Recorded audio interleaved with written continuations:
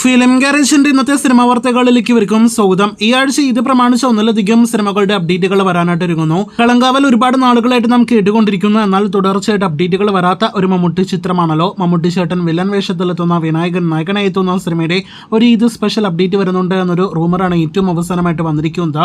നേരത്തെ ഒരു സമയം ഈദ് റിലീസായിട്ട് തിയേറ്ററുകളിലേക്ക് എത്തിക്കാൻ പ്ലാൻ ചെയ്ത സിനിമ കൂടിയായിരുന്നു കളങ്കാവൽ. നിലവിലെ സിനിമ ജൂലൈ അതല്ലെങ്കിൽ ഓഗസ്റ്റ് മാസത്തോടെ മാത്രമേ തിയേറ്ററുകളിലേക്ക് എത്തുകയുള്ളൂ.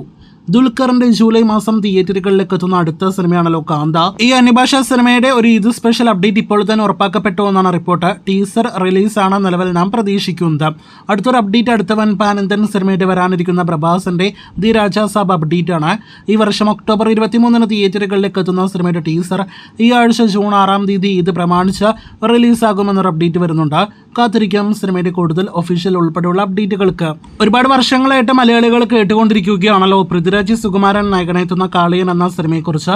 അങ്ങനെ വർഷങ്ങളുടെ കാത്തിരിപ്പിനൊടുവിൽ സിനിമയുടെ ഷൂട്ടിംഗ് ഈ വർഷം തുടങ്ങി വയ്ക്കുമെന്നൊരു അപ്ഡേറ്റ് ആണ് പുറത്തു വരുന്നത്. ഈ ഓഗസ്റ്റ് മാസത്തോടെ സിനിമയുടെ സെറ്റ് വർക്ക് ആരംഭിക്കുമെന്നും ഈ വർഷത്തിന്റെ അവസാനത്തോടെ തന്നെ സിനിമയുടെ ഷൂട്ടിംഗ് പൂജ ഉൾപ്പെടെയുള്ള ചടങ്ങുകൾ ആരംഭിക്കുമെന്നും, എന്നാൽ പൃഥ്വിരാജിന്റെ രംഗങ്ങൾ ഈ വർഷം ചിത്രീകരിച്ചു തുടങ്ങില്ല എന്നൊരു അപ്ഡേറ്റ് ആണ് പുറത്തു വരുന്നത്. 2026 തുടക്കത്തോടെ ആയിരിക്കും പൃഥ്വിരാജ് സിനിമയിലേക്ക് ജോയിൻ ചെയ്യുക. ഇനി അവസാനമായിട്ട് തഗ് ലൈഫ് എന്ന സിനിമയുടെ അപ്ഡേറ്റിലേക്ക് വരികയാണെങ്കിൽ, സിനിമയുടെ കർണാടക ബാനിനെ ചൊല്ലി വലിയ രീതിയിലുള്ള തർക്കങ്ങളാണല്ലോ സോഷ്യൽ മീഡിയ വഴിയും അല്ലാതെയും എല്ലാം തന്നെ നടക്കുന്നത്. കമലഹാസന്റെ കന്നഡ ഭാഷയ്ക്കെതിരായ ഒരു പരാമർശമാണ് എന്തായാലും ഇത്തരത്തിലുള്ളൊരു വലിയ വിവാദവും ഒപ്പം തന്നെ ബാനിലേക്ക് വരെ തഗ് ലൈഫിനെ നയിച്ചിരിക്കുന്നത്. എന്തായാലും ബാനിനെതിരായിട്ട് തഗ് ലൈഫ് എന്ന സിനിമയിലെ നായകൻ കൂടിയായ കമലഹാസൻ ഇപ്പോഴത്തെ കോടതിയിലേക്ക് പോയിരിക്കുകയാണ്.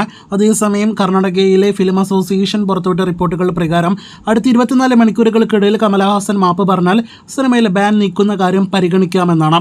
എന്തായാലും കാത്തിരിക്കാം നാളെ വരാനിരിക്കുന്ന അടുത്ത റിപ്പോർട്ടുകൾക്ക്.